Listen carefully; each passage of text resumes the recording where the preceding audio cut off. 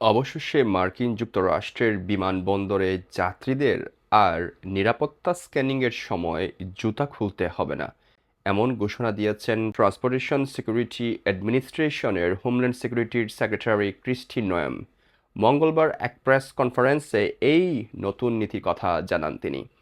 সিদ্ধান্তটি তাৎক্ষণিকভাবে দেশব্যাপী সব বিমানবন্দরে কার্যকর হয়েছে। জুতা খোলার নিয়ম বহুদিন ধরে যাত্রীদের জন্য একটি বিরক্তিকর বাধা হিসেবে বিবেচিত হয়ে আসছিল।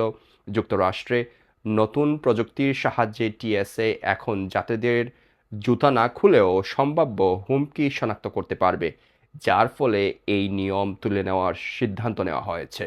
এটি মার্কিন অভ্যন্তরীণ বিমানযাত্রায় যাত্রীদের জন্য একটি নতুন স্বস্তির বার্তা বলেই মনে করছেন বিশেষজ্ঞরা। এই সিদ্ধান্তটি অবিলম্বে কার্যকর হবে এবং এটি সব বয়সের যাত্রীদের জন্য প্রযোজ্য হবে।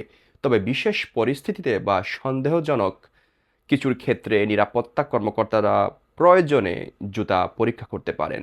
উল্লেখ্য, ২০০১ সালের ১১ই সেপ্টেম্বরের সন্ত্রাসী হামলার কয়েক মাস পর ডিসেম্বরের ২০০১ সালে যুক্তরাষ্ট্রের এক মারাত্মক নিরাপত্তা হুমকি দেখা দেয়। ব্রিটিশ নাগরিক রিচার্ড রিড একটি আমেরিকান এয়ারলাইন্স ফ্লাইটে তার জুতার ভেতরে বিস্ফোরক লুকিয়ে নিয়ে উঠেন এবং আকাশে সেই বিস্ফোরক ব্যবহার করে বিমানটি উড়িয়ে দেওয়ার চেষ্টা করেন।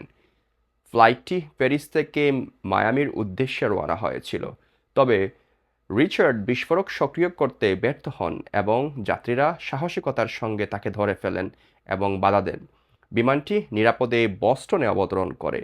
পরবর্তীতে ওই রিচার্ড শু বোমার নামে পরিচিত হন। এই ঘটনার পরেই টিএসএ যাত্রীদেরকে স্বেচ্ছায় জুতা খুলে স্ক্যানিংয়ের অংশ নিতে অনুরোধ করে। পরবর্তীতে ২০০৬ সালে টিএসএ আনুষ্ঠানিকভাবে পুরো যুক্তরাষ্ট্র জুড়ে বিমানবন্দরে জুতা খোলার নিয়ম চালু করে, যা দীর্ঘদিন ধরে কার্যকর ছিল। আজ ২০২৫ সালে এসে তা অবশেষে প্রত্যাহার করা হয়েছে। ভিডিওটি ভালো লাগলে শেয়ার করবেন এবং অন্যকে দেখার সুযোগ করে দিবেন। আমাদের official channel TikTok, Facebook, YouTube এবং এক্সে সাবস্ক্রাইব অ্যান্ড ফলো করে সঙ্গেই থাকবেন।